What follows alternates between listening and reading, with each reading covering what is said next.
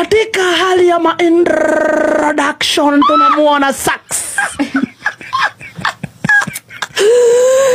Anachukua pale microphone na kuuliza sasa spectators, ukipenda zaidi watoto wa shule.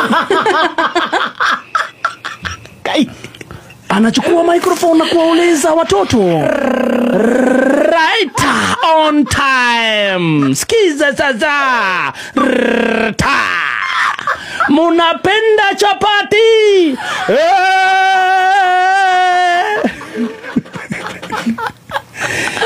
Niongeze nini kwa menu?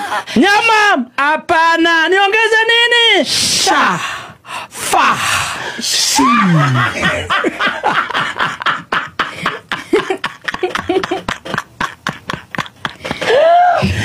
Kumbuka sha imekuwa haifanyi kazi hata kidogo.